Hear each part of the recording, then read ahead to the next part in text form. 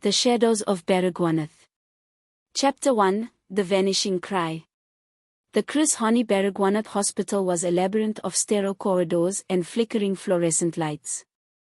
On a quiet Thursday afternoon, the maternity ward buzzed with the soft cries of newborns and the hushed voices of nurses. Among the visitors was a woman dressed in a crisp white coat, her demeanor calm and professional. She moved with purpose, her clipboard clutched tightly to her chest. No one questioned her as she entered room 17, where a young mother cradled her hours-old baby. The woman smiled warmly, introducing herself as a nurse conducting routine checks. "We'll just take the little one for a quick examination," she said, her voice soothing. The mother, exhausted and trusting, nodded. But as the woman disappeared down the hallway with the baby, something shifted. The air grew heavy, and the faint sound of a baby's cry echoed through the ward, then abruptly stopped. Chapter 2, The Empty Cradle. When the mother awoke hours later, her arms instinctively reached for her baby. The empty cradle beside her sent a jolt of panic through her chest. She called for the nurses, her voice trembling. "Where's my baby? Where did they take her?" The staff scrambled, confusion spreading like wildfire. No one had seen the nurse who had taken the child.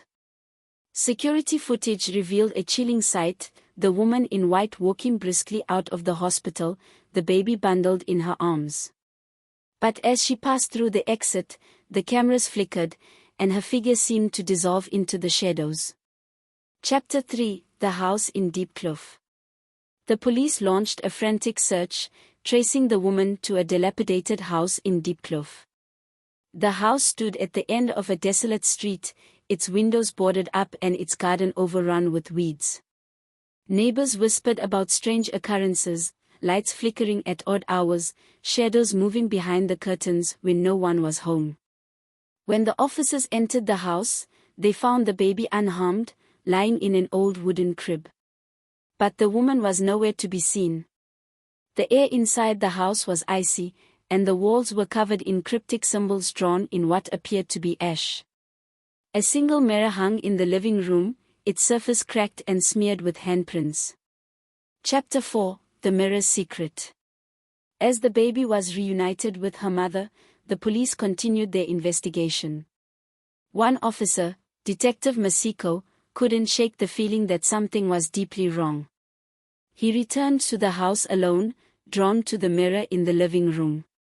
Staring into its fractured surface, he saw not his own reflection but the image of the woman in white. Her eyes were hollow, her smile unnaturally wide.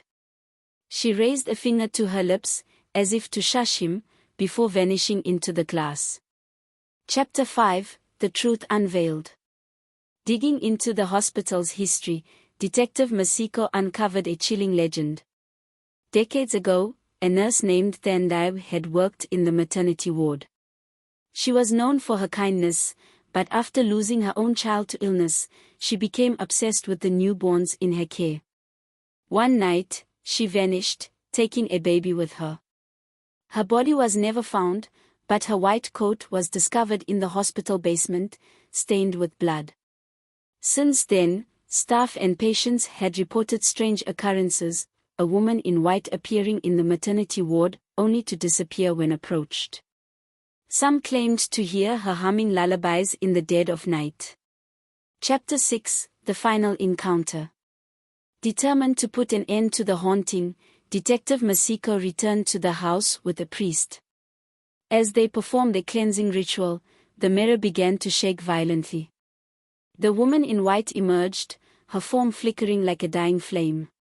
"You took her from me," she hissed, her voice echoing with anguish. "I only wanted my baby back." The priest chanted louder, and the woman let out a piercing scream before shattering into 1,000 shards of light. The house fell silent, the oppressive air lifting. Epilogue, The Lingering Shadow. The baby's mother tried to move on, but she couldn't shake the feeling that her child was being watched. On quiet nights, she would hear faint humming coming from the nursery. And in the corner of her eye, she sometimes saw a figure in white, standing just beyond the shadows. The legend of Baragwanath's ghostly nurse lived on, a chilling reminder that some spirits never rest.